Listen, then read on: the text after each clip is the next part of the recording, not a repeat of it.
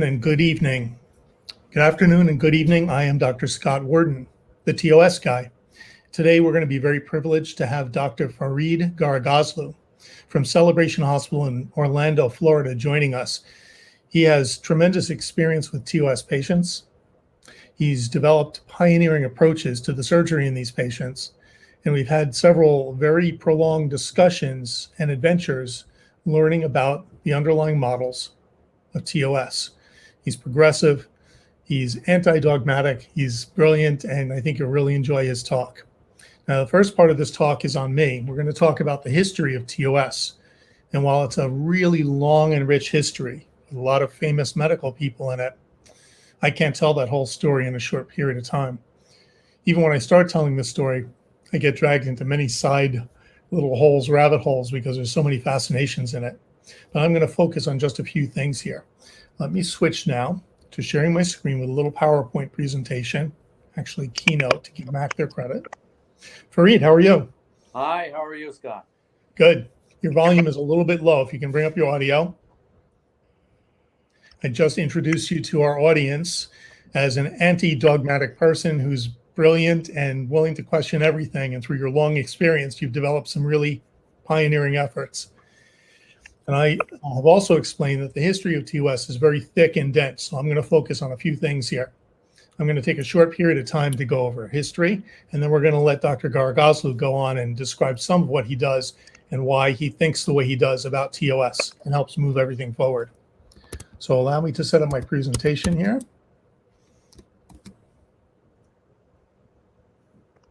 There we go, the history of Thoracic Outlet Syndrome. We're really going to talk about just a few points here. The earliest reports of TOS, the cervical rib, which played in the past a key role in TOS, the historical surgery of TOS landmarks, what I call paradigm shifts, and finally, the unification of TOS, which plays a bigger role than a lot of people think about. Let's talk about the earliest reports of TOS. More than 200 years ago, Sir Astley Cooper was the first person to describe a case of TOS. It was an arterial TOS case in a young woman, and he described his description of a physical examination. In short, she was a young woman. Her hand changed colors. It was always cold. It was painful and numb at the same time, and he discovered little gangrenous spots upon it, probably little blood clots from arterial damage. Remember, that's over 200 years ago. In 1875 and 1884, still quite a long time ago, we had two independent descriptions of venous TOS with blood clots in the veins, Leopold von Schroeder and Sir James Paget, both of whom widely respected and very famous in the medical field. They described it independently of one another and published it at different times. And the earliest case report of neurogenic TOS I can find actually goes back to 1831, about 190 years ago. This is probably the first reported case of neurogenic TOS and the first reported case of a subclavian artery aneurysm.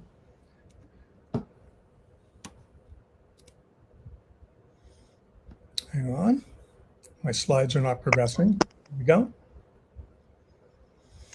What Mayo described, he says, the thrilling sensations are felt only when the arm is moved or when in examining the tumor, meaning a hard mass, the axillary nerves are compressed. So he could actually create the patient's symptoms by pressing on the neck and compressing the axillary nerves. Now we'll move on to the cervical rib.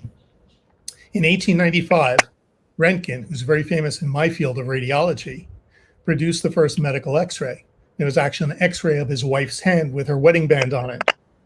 But quickly, they found that you could find cervical ribs in living people. So because they could find a cervical rib, patients who had these symptoms were sent for these skiograms or radiographs or radiograms. They've been called different things.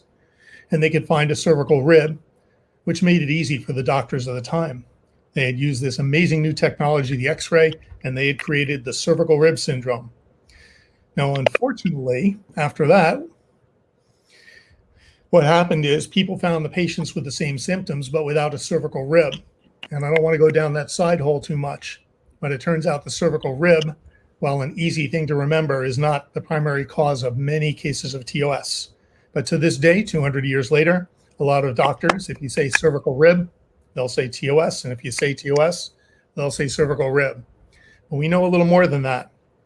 1904, a good landmark, Thorburn was the first person to remove a cervical rib.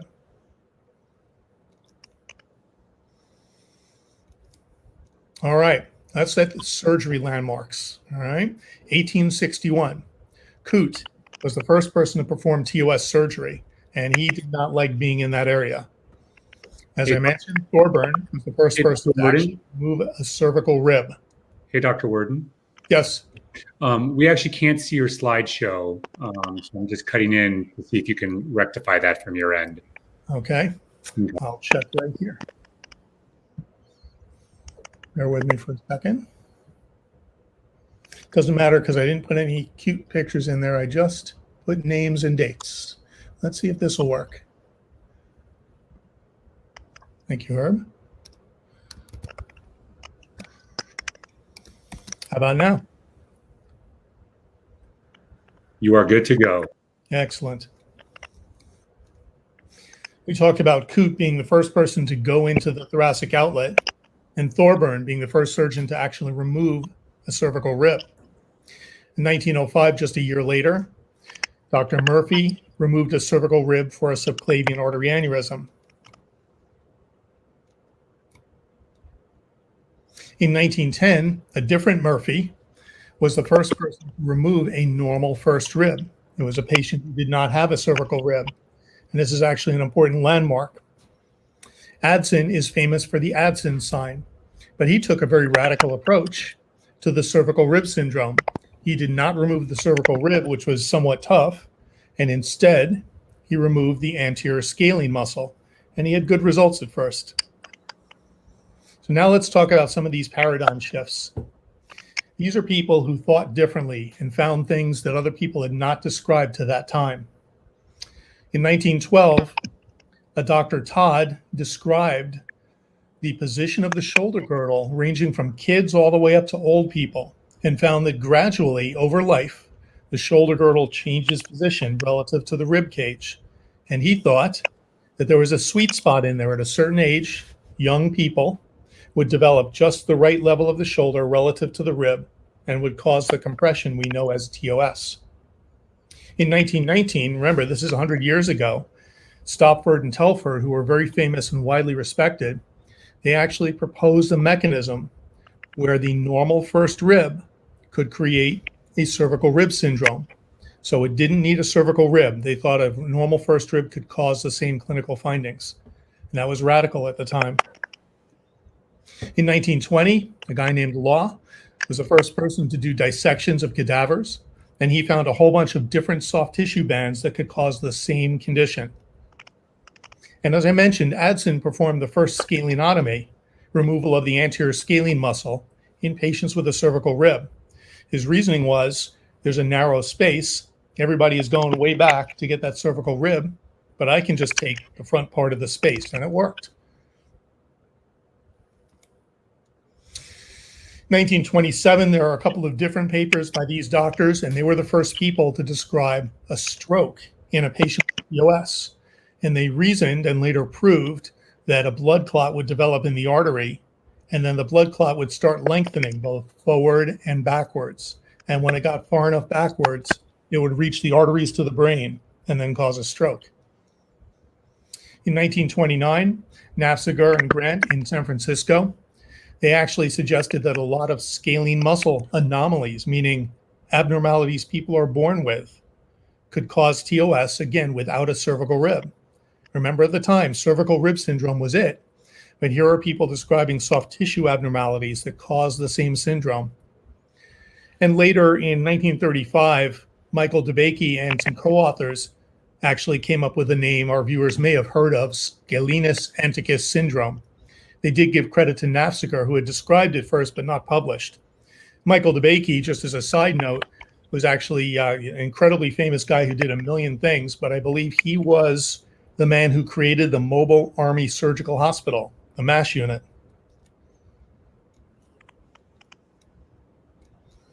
Let's move forward. 1939, Eden first demonstrated that the clavicle could cause TOS. It had not been thought of before this, so he created a new paradigm, but a different paradigm than all the previous disease models. And this is a quote. It's not really important, but at the end, you'll notice that he says bony obstruction. This is usually provided by a cervical rib, but an abnormal first rib may do so also. So again, he's breaking with the model of the cervical rib. In 1943, in World War II, these two authors, Falconer and Waddell, found that young men, military recruits, would get some of these same symptoms. And they believed it was due to the soldier's backpack pushing the clavicles, the collarbones, down on top of the rib. And they created a costoclavicular syndrome. Again, another different type of mechanism. And Irving S. Wright, actually was very famous, did a lot of amazing things in medicine. And he could duplicate their symptoms, but he didn't do it by pushing the shoulders down on these young men. He actually did it by raising the arms over the head. He could not reproduce what Falconer had done, so he came up with a new model. And he basically concluded something very important, that when you do a clinical exam, the pulse disappearing, like in Addison's sign, does not correlate with compression of the brachial plexus. This is a complex disease, and all of these people are finding different points of compression and different mechanisms of compression. Right, I'll go further a little bit. Hyperabduction, which means raising the arms over the head. He could diminish the pulse, but he could rarely cause neurogenic symptoms. And in the end, he said, very importantly, he believed there were two different mechanisms. One mechanism that causes tension on the nerves quickly, symptoms right away, but the other one causing delayed ischemia, where he believed the blood flow was altered, and that created symptoms in a separate mechanism. Again, no one had thought of that before. These are all important people, all with different ideas. Here's a long quote. You probably don't want to read the whole thing, but these guys were also widely respected. The important thing here is they said in the middle of the paragraph, there is no general agreement on either the site or the mechanics of the compression. There is no doubt that earlier writings have oversimplified the position, and only in recent years does it seem to have been realized that there is no one cause of pressure common to all cases. Very important. Some other people who realized that it was way complex. A couple of little brief notes. Lord actually performed resection of the clavicle, collarbone. He also was the first one to remove the pectoralis minor muscle. Many of you may have heard of the pectoralis minor syndrome. We're not going to get into that in detail. In 1966, Roos in Denver did the first transaxillary approach, and in his surgical patients and in cadavers, he found a whole bunch of different anatomic anomalies, things you're born with, like fibrous bands or unusual muscles. And he categorized these, again, something new, rather than just a cervical rib or compression of the clavicle against the rib. This one is a not very widely known paper, but in 1968, these two authors showed that patients without a blood clot in their vein, but with elevated blood pressure from raising their arms, that means elevated pressure because the veins are compressed, they could duplicate this Paget-Schroeder syndrome, venous TOS, but without a blood clot. Very interesting paper. Dick Sanders in Colorado in '86 introduced a supraclavicular scalenectomy, and that's fancy words, but it's a surgical approach, and he's done thousands of these. 1988 was kind of an important year because a neurologist at Cleveland Clinic, Asa Wilborn, he, without going into detail, he just developed a category of disputed neurogenic TOS. And he said most cases of TOS are disputed because the nerve tests, the EMG, are negative. He never studied, actually, how we know that the EMG may or may not find that syndrome, which is important. And Adesoyal mentioned he's done thousands of these procedures, but he advanced the surgical approaches. So the unification of TOS is where we lead to problems. This is actually 1956. Pete, who's famous among people who know TOS, was actually a trainee in physical therapy, not a physician. And he decided that he should create a single term for all of these previous mechanisms and all of these syndromes. I know it's been a kind of a boring talk to hear how everybody has had these different thoughts, but they were all well-written papers. And this young man, Pete, comes along. He said, yeah, okay, there's multiple syndromes and they all have similar symptoms. But here's what he said. From the review of the literature, it's apparent that blah, blah, blah, all these syndromes have a similar symptom pattern, namely that of compression or stretching of the brachial plexus, the subclavian artery, and the vein. So he recognized that there were many different approaches and etiologies and underlying causes in the literature. He said the etiologic, meaning the causes of this complex of neurovascular symptoms, remains confusing because there are so many anatomic deviations. Okay? So what's his conclusion from that?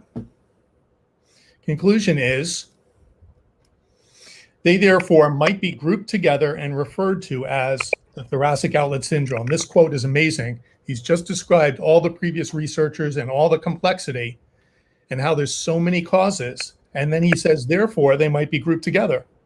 So that doesn't make sense to me, but it's what we call the disease now. And so he came up with the first use of the thoracic outlet syndrome. Now, in my opinion, unification replaces a whole lot of prior research and paradigms. This is my quote. It's creating an oversimplified model of a very complex disease.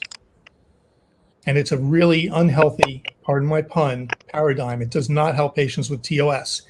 Even Asa Wilborn, the guy who said neurogenic TOS should be disputed, you don't have to read this whole quote, but he said, rarely are all the components of the neurovascular bundle involved in any patient, and hence the vascular and neurologic features are more likely to occur independently and in different patients.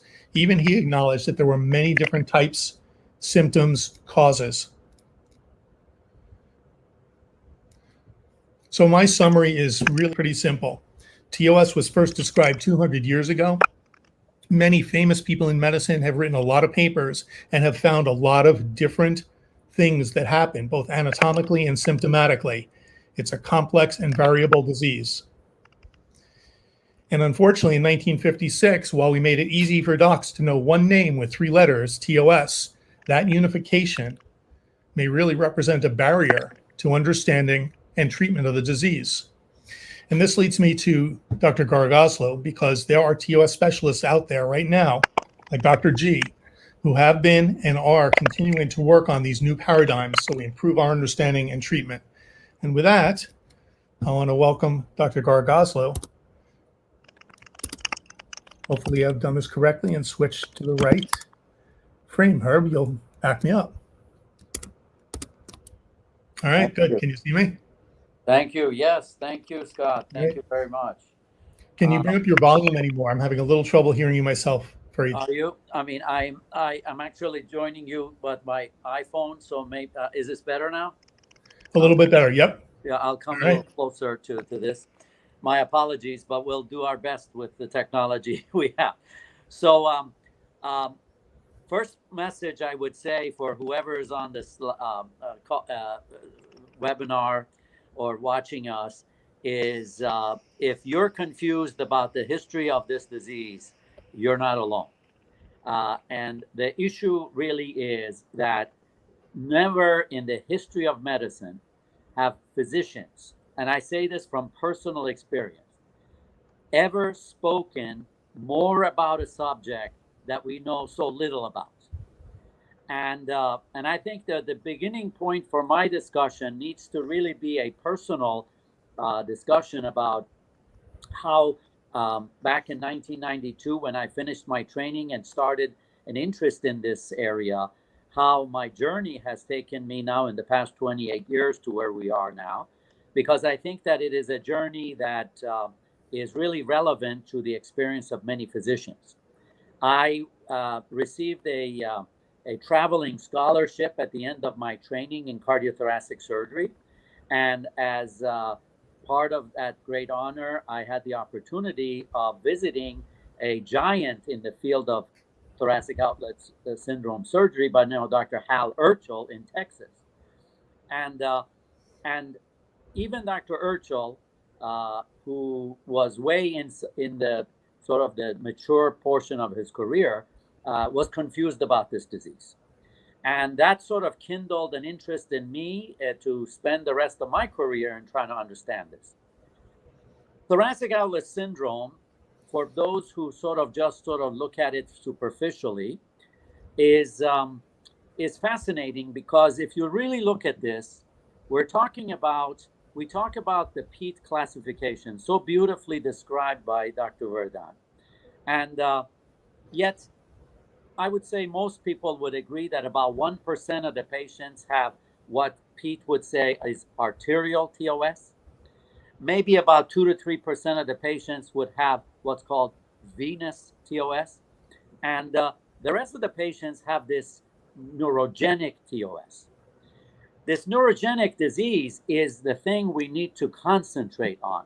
That is 96.7% of all the patients. And some estimate that about 8% of the population may indeed have TOS. But because TOS is a chameleon, this is a disease. I mean, there are a lot of great, smart people who have studied this for the last 200 years. But if after 200 years of studying this, we are as confused as we were in the beginning, it should tell you that this is a complicated problem. And it is not a problem that presents in a simple way. And the fact that we don't have the elegance of simplicity means that we have really been sort of scratching the surface of a disease, and we haven't understood it. So maybe we can talk a little bit about our journey and how we think actually we're getting close to understanding it. Now, as a surgeon, I tell you this is true about every single surgeon who sees a patient with TOS. The first thing that comes to your mind is, how do I get out of operating on this patient? How do I get out of this room? And that is the honest to God truth about every surgeon who has ever dealt with a patient who comes to them saying, I think I got TOS. And the reason is, physicians in general are good, honest people who believe in trying to help somebody and not hurt someone. And when they face this confusion that is TOS, the result is they try to run away. And it always ends up with, I think I should send you to physical therapy, or to another physician, or to another thing. And the patients, of course, get confused. And I see this. I am very lucky that I see TOS patients, probably like around 10, 15 patients a week, frankly. And every single patient has had the experience of thinking that their physician was trying to run away. And that's true, because the physician doesn't understand what in the world is going on most of the time. And he also understands that the procedures that are done, the diagnostic tools that are used, are not specific. So let me tell you, this is where I was in 1992, probably more trained in this disease than most people, having worked with Dr. Urchel for a long time. And I was confused. And honestly, it is very difficult, because a surgeon it needs a diagnostic tool to know, is this TOS or isn't it? That's a simple question. And we don't have anything, not until recently, and I'll talk about that at the end. Then what would happen to me is I would try to really push the patients away. One day, about maybe 5 or 6 years into my practice, and honestly, the patients who had surgery by me, either done by what was called the transaxillary approach or the supraclavicular approach, they didn't do well. Let's be honest. If a patient does well, they do well. You can't talk a patient into the fact that you had good results, which is the majority of times. You know, we would remove a rib, we would do a scalonectomy, we do all the things that most of the people on this broadcast know. But then the patient is not right. Maybe a little improved, maybe a little bit different, but not perfect. And if they're not perfect, you did the wrong thing. You either diagnosed it wrong or you did the wrong surgery. And to be frank, this is the story of this disease. So you have to look for perfection. If a patient has surgery and they say, you know what, my arm feels like I got a new arm, that's when you have succeeded.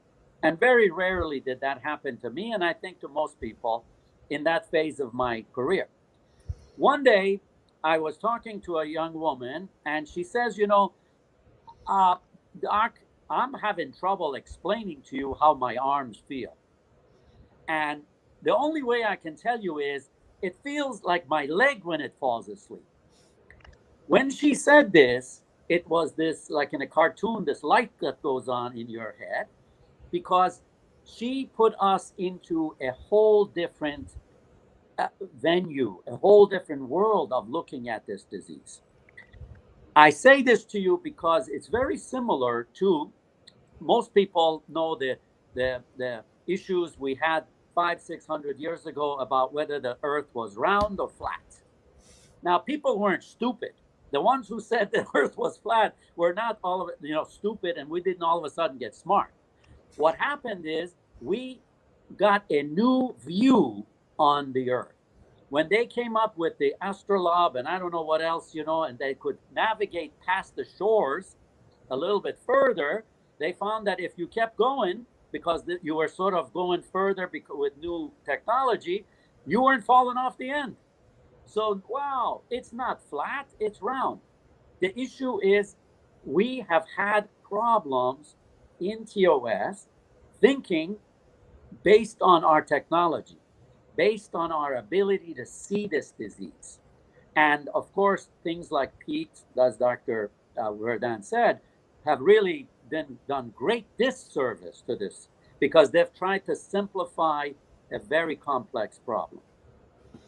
When this woman told me about her leg, it became very clear that the symptoms, let me go through. Everybody in this world knows what a leg feels like when it falls asleep. The reason the leg falls asleep is it has one artery that goes to it and one vein that drains it past the area of your knee. When you put your leg over the other one, the vein gets compressed. When the vein gets compressed, the difference in the blood pressure for the nerves of the vein make those nerves feel different things. They go from tingling to pain and to a point where you almost feel like your leg doesn't even belong to you anymore. You have to lift it off and put it down. The longer you hold it there, the worse the nerves get. Now, is there something wrong with the nerves? No, it's a blood flow issue. So to call this symptoms of crossing your leg neurogenic is inappropriate. This is nerve related, but neurogenic means it's actually caused by the nerve. The nerve is the end result rather than the beginning. This is a blood flow issue. That was exciting because that kind of made it clear that why is it that when we do examining of the nerves, we have always thought that there's a nerve being compressed, but nobody says, guys, the nerves are nowhere close to the first rib. What are we doing taking out the first rib? The brachial plexus where the nerves are don't even come close to the first rib. But yet when we do remove the first rib, the patients seem to get better or somewhat better. So the issue is these confusing things have made us almost forget our basic anatomy almost. But the issue really is that told us for the first time that maybe the majority of TOS patients who have nerve problems or nerve symptoms don't have it from compression, because everybody who's looking for compression, 98% of the time, they're coming up short. They can't find it. And then they will use surgery as a diagnostic tool. Well, I don't know if you have it. Let me take out all these things in your shoulder, and then I'm going to tell you if you have it or not. Ridiculous. Now, step one was this concept of crossing legs and, the nerve issues from blood flow. Next came a series of patients, and, we have lived through this. Patients who came to me who said they've had first rib resections for neurogenic thoracic outlet syndrome by very prominent surgeons, and they got a little better, but not perfect. And to be honest with you, we spend a lot of time in medicine talking people into the fact that they're perfect. And they keep saying, no, doc, I'm not perfect, you know? But then you look at their chest x-ray, you look at their CT scan, it looks like the first rib is removed. So you say, listen, this must be in your head. This is not the surgeon, this is you. A new tool came around the horizon at this time. It was the surgical robot. And the robot is just a computerized endoscopic surgery tool, but it has a camera that is high definition and high magnification. So we could see all of a sudden things that we could never see by opening the chest or putting a camera, the regular two-dimensional laparoscopic camera. This was almost like the same navigational tools that the guys got so that they could take their ships further from the shore. We put in a patient, our index patient, the robot camera in, and we believed him that they did remove the first rib, but we said, you know what, we're going to look in here and see what's going on. When we looked in there, to my great surprise, the one little piece of bone, which measured about 2 centimeters, that connected at the joint between the first rib and the sternum and the clavicle, there's kind of a triangular area, that joint was there. That piece of bone was there. And you would never believe that a 2 centimeter piece of bone would be, which is really so far away from the nerves, would have any effect on these patients. But since it was there, we removed it. And the reason I removed it is I did remember, this is back in 2006, I remembered Dr. Urchel, a giant in this field, saying that he knew one thing. After 40 years of doing this, he knew one thing. If you did not remove what he called the costochondral ligament or costoclavicular ligament, the patients did not do well. If you could get rid of the costoclavicular ligament, the patients did well. And he didn't know why that was. But getting that costoclavicular ligament was a very difficult thing. And in his experience, many surgeons did not do that. Well, it turned out the costoclavicular ligament isn't the same thing as that little 2 centimeter piece of bone that was left behind in that index patient. And so when we removed that piece of bone, we all of a sudden saw that the subclavian vein opened up in front of our eyes with this high definition magnification camera. And just as it was crossing over into the chest.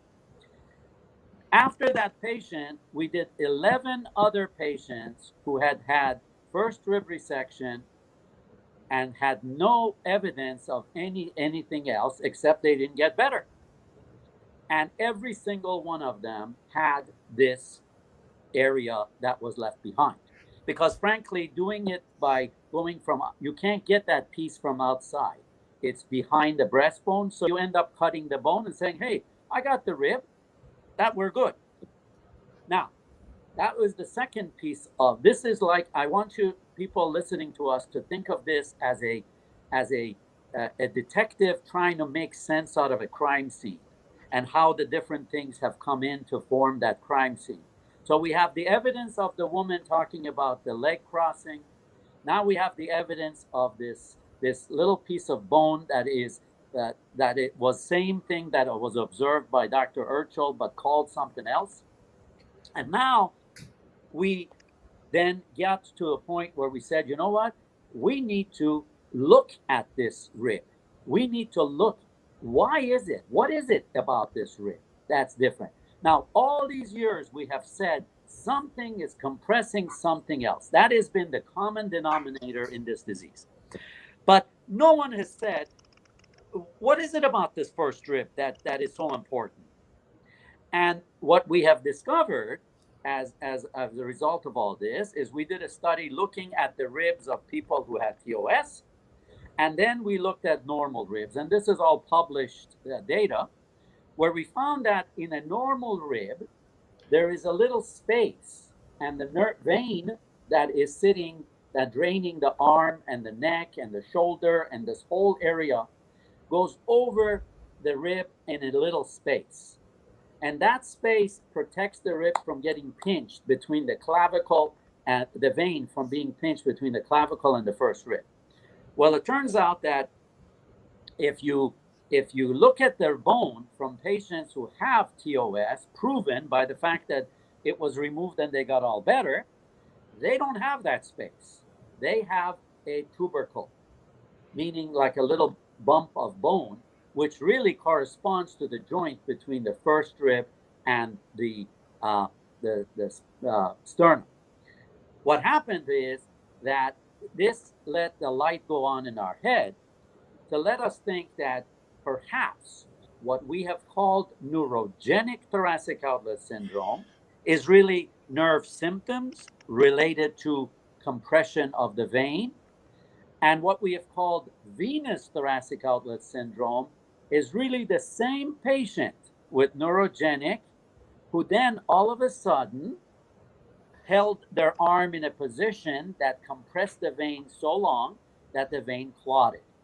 So neurogenic and venous thoracic outlet syndrome are really the same disease at a different point in the spectrum.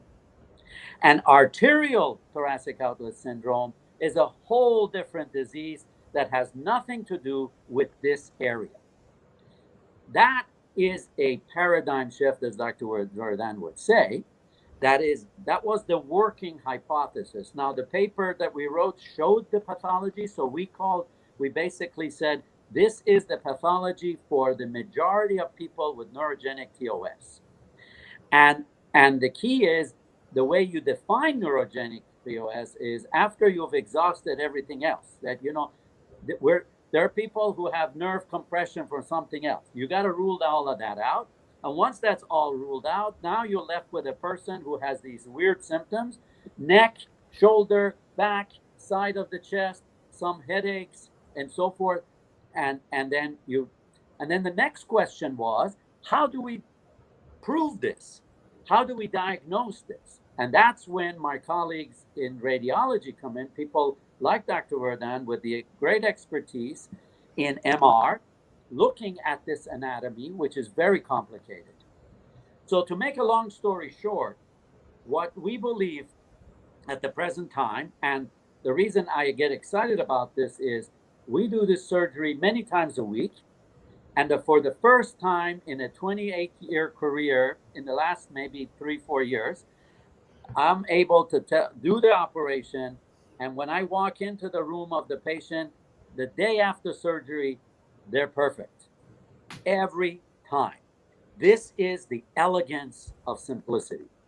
So to make a long story short, in our view, thoracic outlet syndrome needs to be separated from cervical rib disease. Things that are going on in the neck, people who have cervical ribs, people who have bands, people have that's a different disease. And though that disease really does cause compression of parts of the brachial plexus, the artery, etc., that frankly is a very small group of patients. So in 100 patients, that's going to be like 4 or 5% of the 100. The other patients, the complicated patients, are actually the patients who have vein compression that causes the same symptoms as your leg falling asleep, but now it's the arm falling asleep. And frankly, the other interesting study that we have done is we have gone back and looked at the patients who had what's called Paget-Schroeder syndrome, which is where the vein clots, and we've in the old days called them venous TOS. And we have asked them retrospectively to tell us about symptoms that they had in terms of pain and tingling and all the things that we associate with neurogenic. And every single one of them will recount those symptoms that they dismissed. And then they didn't know it was neurogenic. They just thought it was something, happening with their arm. But then they went and they did something like repeated throwing a ball, working under a car, do all the things that you think of for these patients who get blood clots in their vein, and then they clot it off the vein. The fascinating thing is that we've also found that this is bilateral disease, because when you do the MR study, looking at, you'll see the same pathology on the other side. And then the patient actually, once you fix one arm, will say, my other arm is not normal, because now I know what a normal is. Long story, it's a privilege to talk to everyone, but I can tell you the message is clear. If anyone is suspected of having TOS, they need an MR study done by the protocols that people like Dr. Werden have beautifully shown. Those protocols of the MR will show if there is cervical rib disease or any kind of things in the neck versus something in the thoracic outlet. If it's a thoracic outlet, if there's compression of the vein, you can remove the part of the bone that's compressing the vein, and the neurogenic symptoms will go away. And I think for the first time, we are in a position to clarify the waters and truly understand that this technology has allowed us to say, you know what, the earth is round, because now we are able to really see things that we never saw before. And it's really exciting because this is such a repeated process with the patients. Patients are so tired of speaking to people because the symptoms don't make sense unless it is a blood flow issue. And what happens is the doctors, when they don't understand the symptoms, they're going to say, this is your problem. You have psychiatric issues, you are seeking drugs, you're just, not making sense. And that really is the failure of medicine and failure of our profession in not listening to our patients and really going with knowledge that is old. Thank you for the privilege. So Farid, that's awesome. It's a great explanation of the spectrum. I first want to mention that we don't have any questions coming through on YouTube. We think there's a technical issue, but I'd like to ask you a few if I could. Sure. Does anybody know what converts a patient with these symptoms but no blood clot to a patient who does get the blood clot? Well, we have a pretty robust group that are studying this in our institution, because my thought, obviously, I think that this is a spectrum of disease and we're seeing them at different times. And we have a couple of research nurses who follow them and ask them questions. The interesting thing is this: when these patients, when you ask them, they've had neurogenic symptoms in retrospect, they never made sense. For example, a patient from just a couple of days ago comes to mind. He is a muscular guy. He exercises, but he kind of reaches a point where he can't do it anymore. Oh, I'm aching. So he's like, oh, gee, I must be aching because my muscles hurt because I lifted too much weight. He works for NASA, not NASA. He works for SpaceX. So then he is doing some major wrenching on the new SpaceX thing that's going up to the space. And all of a sudden, his right arm turns blue, swells, and clots because he's really pushing it. Now he comes and we do the first rib resection and again, we call this the offending portion. There is, in our experience, we have compared the ones we did the full rib resection to just the offending part, which is the medial part. The nerve complications are non-existent with the medial part. No matter who does the surgery, when you take out the whole rib, especially the posterior aspect, you get the sympathetic chain, you get all kinds of neurologic issues that should not be part of this. So our complications come from taking the back, but really the back of the rib has nothing to do with the blood vessels. So anyway, when we take out the offending portion on this guy, the arm gets better, they stretch the vein, all these things. And then he's like, since you discussed this with me, my other arm is feeling kind of not weird. Yeah. And the MR shows compression. And when Dr. Wright, back in 1939, whatever, he was talking about this very thing. The right test is really the test of elevating the arms, and in the right person, in the other kind of right person, you would end up with compression of the subclavian vein. And the Adson test, which, as you know, is kind of garbage because people Well, it was the best he had in 1927, right? Oh, we got exactly. you know. Yeah, but the people confuse the right and the Adson. They really do. And these are whole different things. But really, if you look at the history, you'll see that at any rate, people have recognized these issues. And what we're recognizing is that basically it's the neurogenic patient who happens to be a mechanic, a baseball player, and then he ends up with Paget's Road. Or a neurogenic patient who, you know, I remember some patients who like to have their spouse sleep on their shoulder, and then they wake up with the arm swollen. But then when you go back and you ask them about symptoms, they've had it for a long time. They just didn't know what it was. Excellent. So have you noticed any clinical signs in your patients?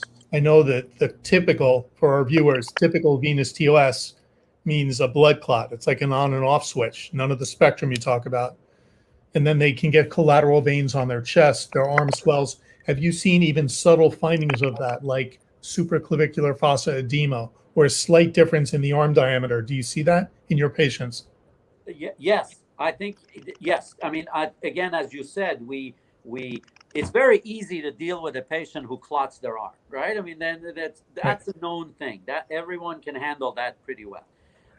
Because the diagnosis is made for you. It's the stuff that came before that.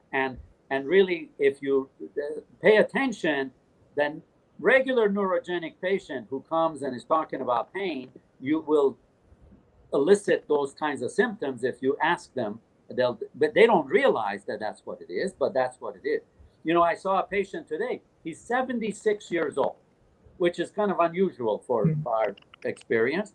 And he has been spending the last 10 years going doctor to doctor, telling him, he's a very athletic guy. He plays golf and everything, telling him, listen, my game is getting worse.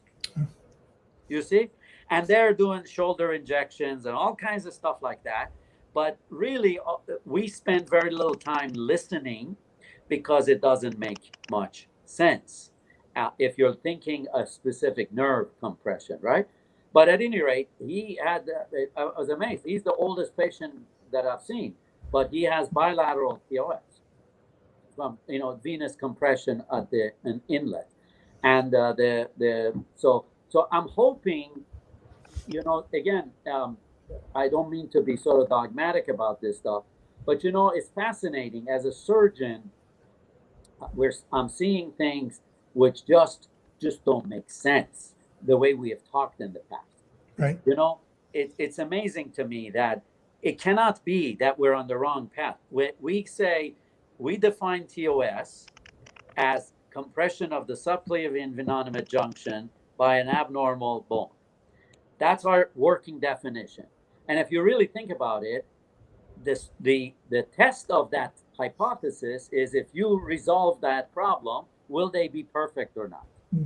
And that's our experience. You know, the quick dash scores for these, it's amazing. It's amazing. In my career, I have not seen this.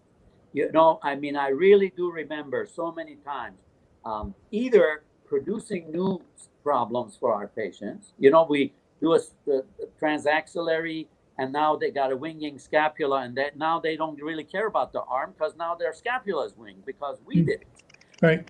You see? And then what happens is the patients really, I think that we are not technically capable of removing the costoclavicular joint. If you don't disarticulate that joint, it won't work. Well, you might point out to the viewers that your approach is about as far as you can get from the traditional approach. You're coming underneath the first rib rather than over the top. So in me, the surgeon would come down through here, but you're going inside the chest and up from underneath where you have beautiful access. I've been fortunate enough to view some of your surgeries, and you have this beautiful access that I don't think anybody could get from a different approach. It really enables you to approach that specific portion the offending portion of the rib. Thank you. Actually, it's interesting for our viewers, that you obviously know this because you talked about it actually in your discussion. Roos, when he came up with the transaxillary approach, he actually set us back, in my view, by many years. Because before Roos, in 1960, in the presidential address to the Society of Thoracic Surgery, Dr. Claggett presented fantastic results. But his results were so deforming to the patients because he would make an incision, lift the scapula off your chest to go the posterior approach. And to be honest, the people who listened said, how can you tell the difference? When the patient gets so much pain after surgery, you don't know what's what anymore. You see? So Roos's reaction was, well, we're going to do this easier way. But, we have learned this lesson in other ways, like laparoscopic surgery versus open surgery. Laparoscopic surgery may be easier for the patient, but the results are not many times for the complicated things as good. So the robotic approach has allowed us to do what Dr. Claggett did in 1960 by taking off your whole chest wall, but in a more elegant way. Well, credit to Roos. The reason I put him in my list is because he's willing to look and see something different, which is just what you're doing, Farid. Yeah, every doctor could see what you see if they wanted to, but for whatever reason, their eyes are not open. They don't recognize the pattern. This is the value of you trying to make this comprehensive viewpoint to understand this pathophysiology. Yes. Yeah, it's fascinating. We also know, you probably recall a few years ago where an Italian researcher said that multiple sclerosis is caused by congestion of the veins that come down from the head towards the neck. And there was a lot of controversy about it. But since then, there's a ton of people in my field who study these veins and where they get blocked. It's the same kind of pattern as you're talking about, except instead of coming back from the arms, it's coming down from the head. And, there's plenty of evidence out there that these veins get compressed from a long styloid process, let's say, where the atlas pressing on it. So what you're saying has some precedent in other areas, but it's relatively new. People don't study the veins very much. It's not as exciting. No, but if you think about it, a vein has a pressure of 10 millimeters of mercury. Very easy to compress it. Versus an artery with 120. And a thin wall. Veins have very thin walls. Yes. Very, very compliant. It is the most amazing thing for me is, when we do these operations, when we go in, when I look at the collaterals that you mentioned, it's interesting. In the neurogenic patients, there are collaterals inside the chest. So the mammary vein will be large. These other small veins will be large. And when I see that, even in a neurogenic who has nothing going on supposedly with the vein, I know we got the right diagnosis. And then when we remove the bone, they decompress like a balloon just deflating in front of your eyes. And when the patient wakes up, they're like, I got a new arm. And that's amazing. Truly amazing. And the other fascinating thing to me is because of blood flow, our operations, when we do little holes in the chest, they're very minimally invasive. However, patients with TOS have a lot of pain. And it's fascinating because we've been looking into this. Why is it that if you do the same robotic operation approach with a lung cancer patient, they have almost no pain? The TOS patient has pain. And we're believed that this is the blood returning. It is the fact that the chest wall is getting reperfusion. And the pain is that reperfusion pain similar to your leg when it falls asleep. And now all of a sudden you're massaging it to make it feel better because it hurts. Fascinating stuff. Yeah, it's great to see this pattern. And we've discussed, for instance, the paper that one of the references you recently listed, where they took dogs and they blocked off the aorta, the main artery, and the inferior vena cava, the main vein to the body. And blocking the vein led to earlier changes in the nerves in the lumbar spine than did blocking off the artery. You would think if you cut off the blood flow from the artery, the nerves would react badly. But in fact, that venous congestion from just slowing down the exiting blood really broke down the barrier, the blood-nerve barrier, meaning the veins got edematous on a microscopic level very quickly. Yes. And so, one of the historical paradigms I mentioned was Irving Wright, when he said there's something going on here. There's one population of patients that get the nerves compressed or stretched, they get pretty fast symptoms, but then there's the other type with congestion. Takes a little longer to develop, but it's a different mechanism, and that's clearly what you're addressing. Absolutely. The artery issue is very straightforward. You shut it off, the nerve's dead, so you're not going to feel it. And really, the pain and all of that, those symptoms that people feel, is the venous congestion. One thing our audience should understand is that the nerve, the way it gets its blood flow is the differential between the pressure of the artery and the vein.